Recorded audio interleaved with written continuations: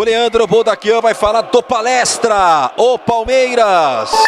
Vamos lá, porque o Verdão já volta a campo amanhã no Allianz Parque, abertura da temporada por Palmeiras jogando em casa, ainda com capacidade de público reduzida por conta da sequência de shows ainda, vem um evento aí de carnaval, enfim, o Allianz Parque com capacidade de 20 a 30% reduzida para esse confronto de amanhã contra a Inter de Limeira, 9h30, na Casa Palestrina. Gabriel Menino e Piquerez trabalharam normalmente na reapresentação dos jogadores após o empate contra o Novo Horizontino e se aproximam do retorno, né, para aumentar ainda mais a concorrência. O Piquerez titular absoluto da lateral esquerda, enquanto o Gabriel Menino tem uma concorrência mais pesada aí, né, com a chegada do Aníbal Moreno, né, com a evolução do Richard Rios, com o próprio Zé Rafael, com o Fabinho, que também se firma cada vez mais. Então é mais uma peça para o técnico Abel Ferreira contar a partir, né, desses próximos dias. Vamos ver como é que ele vai montar a equipe. E hoje, mais um capítulo aí de uma polêmica. Ano passado, Palmeiras e Botafogo, através do seu dono, John Textor, trocaram algumas farpas após aquela virada histórica lá no estádio do Engenhão. E a ESPN noticiou hoje o interesse do Palmeiras no atacante Júnior Santos, né, para repor as saídas do Arthur e também do Kevin. O John Textor foi às redes sociais para dizer que os jogadores do Botafogo gostam do confronto 11 contra 11, ainda, né, em referência à expulsão, né, do Adrielson naquele confronto, expulsão que gerou muita repercussão negativa por parte do Botafogo e, de qualquer forma, mais uma polemiquinha aí envolvendo os clubes. Palmeiras segue de olho no mercado, mas ainda sem a agressividade, né, para trazer uma peça para o técnico Abel Ferreira ainda neste primeiro semestre. O Palmeiras perdeu jogadores importantes, né, alguns até citados aí pelo Leandro Boldaquian, outros reforços chegaram. A estreia, digamos que não foi a ideal, não foi com vitória, foi com empate, mas é só começo de temporada. Acho que ninguém tem dúvida do que o Palmeiras pode dar nessa temporada 2024. Vocês acham que o Palmeiras, com esses jogadores se alinhando, a volta do Dudu, ainda não vou entrar nesse mérito, porque tá longe ainda, tá muito longe, não sei nem se o Dudu vai voltar a jogar em alto nível nesse ano, ou se é um cara que tem que ser preparado para 2025, né? Mas peças não faltam ao Palmeiras, né? Ele tem mais de uma opção aí pro setor, bem ou mal, Caio Paulista agora para dividir ali com o Piquerez a função, Mike, Marcos Rocha na direita. O Palmeiras não pode reclamar que não tem jogador. Mesmo porque a gente falou bastante sobre trazer mais alguém, né, pra jogar na frente, e o Abel não aceita medalhões, não é o que ele quer. O único que teria espaço e o aval dele seria o Bruno Henrique, que acabou não dando certo. O Abel, ele prefere um elenco mais enxuto, né? E as mudanças que ele faz ali dentro de campo, taticamente, às vezes que ele muda um jogador de posição, como ele fez com o Marcos Rocha, acabou dando muito certo. Ele tem essas coisas, ele descobre ali o que ele precisa e acaba dando certo. Então, se o Palmeiras não vai contratar, eu acho que passa muito por ele. Se ele pedir, talvez o Palmeiras ainda continue tentando alguém, principalmente lá na frente, que era o que o Palmeiras queria trazer e não trouxe. Só que aí depois o torcedor também não pode reclamar, né? Porque aconteceu isso ano passado. O time se desgastou muito, eu acho que perdeu um pouco a intensidade durante um certo momento, que a conta chega pra todo mundo, né? O Palmeiras atuou com o time titular durante muito tempo, sem trocar peças. Agora, não sei, é o suficiente? O Abel deve saber, então tá tudo certo. Quem sou eu pra discutir com o maior campeão, né, no futebol brasileiro?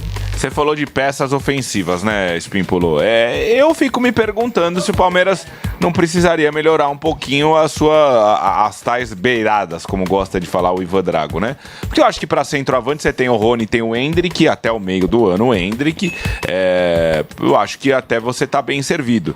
Agora, por exemplo, na estreia do Campeonato Paulista foi titular Breno Lopes. E eu sei que a maior parte da torcida do Palmeiras não gosta. O que eu queria entender é o Abel que quer ter o Breno Lopes como parte importante do elenco do Palmeiras. Titular ele não vai ser, mas um dos primeiros reservas. Ou o Breno Lopes continua por falta de opção, ele indicou... Ele assédiozinho aí, né, de alguns clubes, ele quis ficar. O Abel... Ele deve ter um grande salário, Laje, por ser um reserva. Então, ele deve ganhar bem. Não sei se ele ganharia isso fora, aqui no Brasil.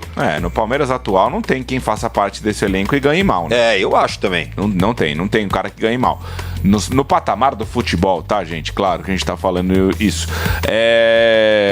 Você pega o menor salário do elenco do Palmeiras. Premiação por conquista. Os caras devem estar, né, financeiramente. Agora sim, é isso, é essa a questão que eu queria entender. É o Abel que quer contar com o Breno Lopes? Ou é falta de opção e ele acabou ficando? O Abel até teria indicado jogadores melhores, que iriam custar mais, mas a diretoria não conseguiu ou não quis contratar.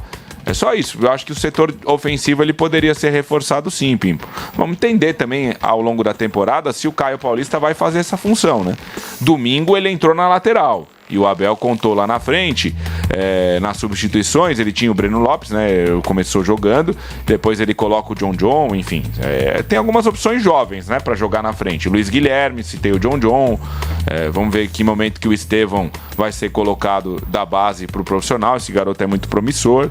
E dizem que o Flaco Lopes ainda pode ser negociado, né? Porque eu falei de centroavante, Hendrick e Rony. Acho que o Flaco Lopes, ele fica como terceira opção nessa função. Pegando o gancho que nós falamos aí no começo, essa postagem do Textor alfinetando o Palmeiras em relação à expulsão do Adrielson no jogo do ano passado e perdeu o título brasileiro da forma como perdeu, o Júnior Santos, que foi o alvo dessa polêmica aí, né? Foi numa postagem no interesse do Palmeiras nesse jogador que surgiu todo essa polêmica aí. Seria um bom reforço pro Palmeiras? Ou é mais um que não vem para dominar o espaço? Só chegou o cara. Seria para essa posição, então. Aí. Pelo que a gente viu no ano passado, parece ser um jogador interessante. Agora, para chegar e dominar a posição, sinceramente, eu não sei. Eu não tenho essa convicção. Também. Eu acho que não. Eu acho que é banco. Peça de reposição. Acho que sobre o Textor, pouco para falar, né? Eu não vou nem ficar criticando aqui o dono do Botafogo. Eu entendo a dor que ele esteja sentindo ainda. Foi muito duro o que aconteceu com o Botafogo. Mas nesse jogo aí que ele reclama, Tomás, eu gosto de... Acho que a gente tem que lembrar a verdade. O Botafogo ganhava por 3-1 e podia ter feito 4-1 de um pênalti que não foi, né? Pra mim não houve pênalti. Que ia ser o 4-1. Então o cara do Botafogo não tem que reclamar, porque o jogador dele teve a chance de decidir o jogo de um pênalti que não foi. Então o pênalti ele gostou.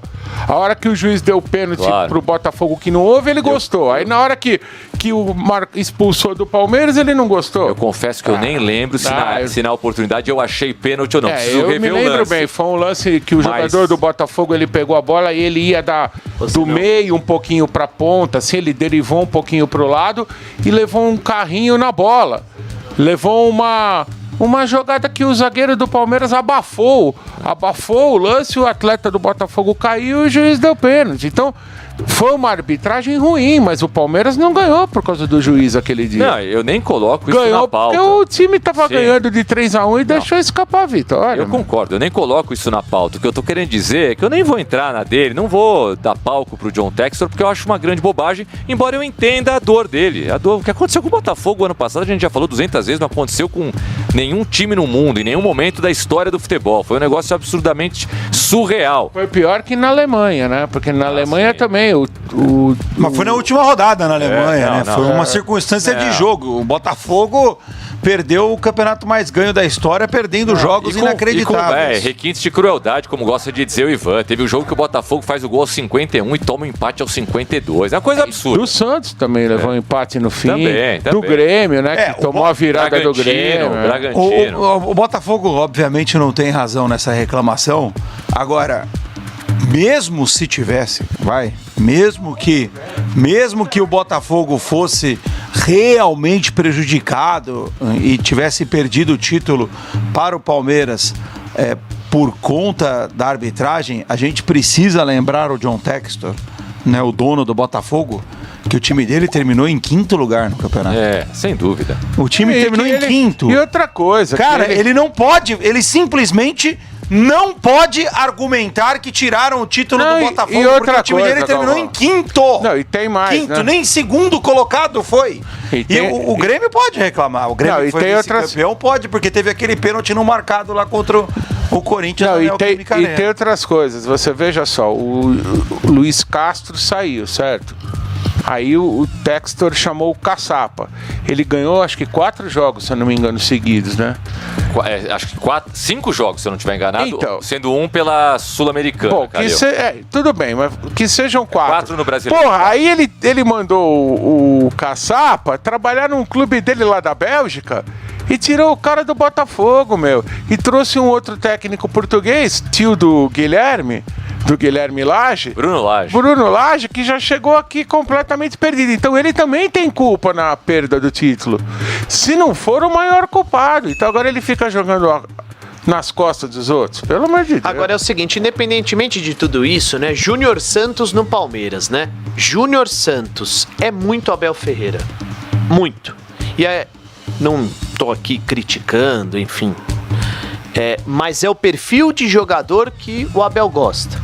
Jogador jovem, operário, que tem uma certa qualidade, não é medalhão, não chega para tomar conta da posição imediatamente, é um cara que vai chegar humilde, é a cara do Palmeiras do Abel Ferreira. E aqui, repito, não estou criticando. Você pode até não gostar dessa filosofia, mas foi essa filosofia que fez do Palmeiras um clube multicampeão nos últimos anos. Então não dá para você... Não dá pra você desconfiar do que pensa o Abel no comando do Palmeiras. Júnior Santos é a cara do treinador do Palmeiras. Chance de vitória do Palmeiras agora em casa. Quem vai enfrentar o Palmeiras na segunda rodada vai pagar o pato, André Galvão, pelo futebol ruim do Verdão na estreia e aquele gol do William Farias aos 50 minutos do segundo tempo? Não, acho que não tem... Ainda não tem físico? O Palmeiras ainda não tem condição física para isso? Não, pode acontecer, né? Pode acontecer do Palmeiras acertar um bom jogo, conseguir uma grande vitória contra a Inter de Limeira, mas não tem essa conotação, isso que eu quero dizer. Não tem essa fome toda do Palmeiras de, puxa, quero recuperar os pontos perdidos contra o Novo Horizontino. Não é esse o clima no Palmeiras ainda em pré-temporada, natural que seja um período de pré-temporada para o Verdão.